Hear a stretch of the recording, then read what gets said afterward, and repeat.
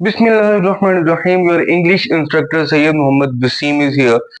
The topics I'm going to discuss in today's lecture are letters, words, phrases, clauses, and sentences.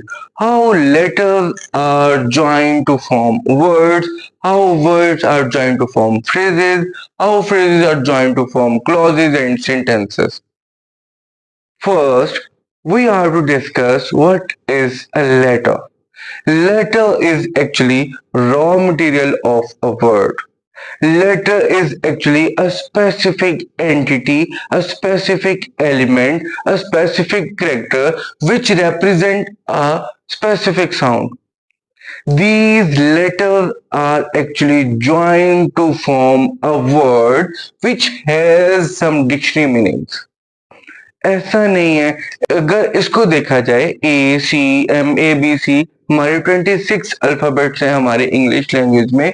ऐसा नहीं है कि कोई भी लेटर अगर हम ज्वाइन कर देंगे तो वो वर्ड बन जाएगा। वर्ड तब बनेगा जब उसका कोई डिक्शनरी मीनिंग होगा। Then what is a word? Word is actually collection of letters which has some dictionary meaning.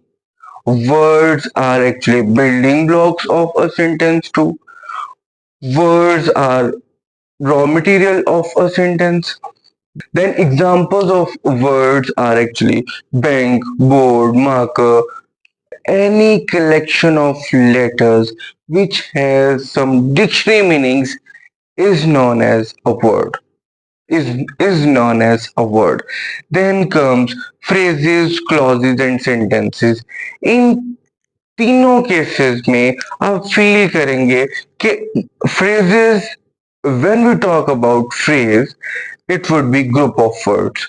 Then we talk about clauses, group of words. Then sentences, group of words. इन तीनों की जो मैंने पहली पहली आपको characteristic बताई है वो ये है कि तीनों बेस करते हैं ग्रुप ऑफ वर्ड्स पे। Phrase is a group of words, clause is a group of words, sentence is a group of words, but a group of words having complete sense will be known as a sentence. If a group of words having incomplete sense will be known as phrase. In the case of clause, clause will be a group of words may or may not have complete sense. अगर किसी group of word की मुकम्मल हमें समझ आ जाती है, group of word कोई हमें मीनिंगफुल सेंटेंस दे देता है, group of words, collection of words, अगर उसकी पूरी समझ आ जाती है हमें तो वो सेंटेंस है। अगर वो ग्रुप ऑफ वर्ड्स तो है लेकिन उसकी मुकम्मल समझ नहीं आ रही तो वो फ्रेज है। देन क्लॉज का केस इन दोनों के दरमियान है, इन दोनों के इन बिटवीन है।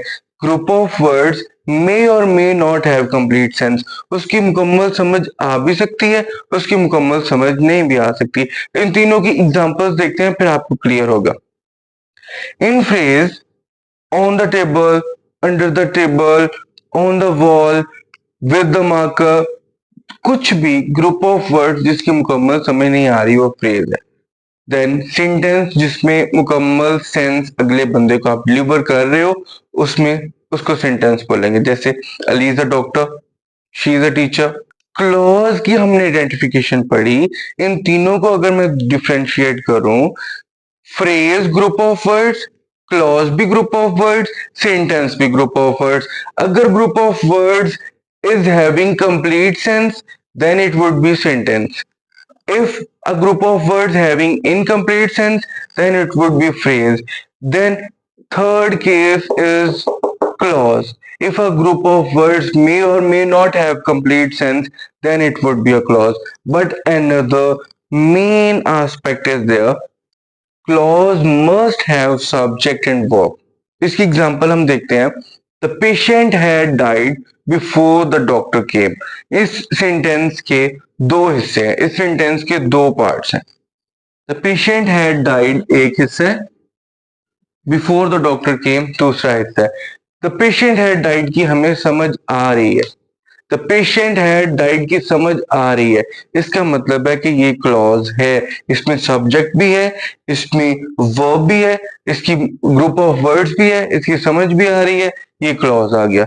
अब बिफोर द डॉक्टर केम में हमने देखना है, बिफोर द डॉक्टर केम में सब्जेक्ट है, वर्ब है, ग्रुप ऑफ वर्ड्स है, बिफोर द डॉक्टर केम की हमें समझ नहीं आ रही है, तो ये क्लॉज, लेकिन ये उसी डेफिनेशन में फॉल कर रहा है कि इसकी समझ आ भी सकती है, इसकी समझ नहीं भी आ सकती। जिसकी समझ हमें आ जाएगी वो होंगे इंडिपेंडेंट क्लॉजेस, जिनकी हमें समझ नहीं आएगी वो होंगे डिपेंडेंट क्लॉजेस। जो इंडिपेंडेंट क्लॉजेस होते हैं एक्चुअली वो आप सेंटेंस भी कह सकते हो। That's all from my side, that was about today's lecture. I'm really thankful to my teachers, to my colleagues, to my students, to my relatives, to my friends and family for supporting me. Thank you so much.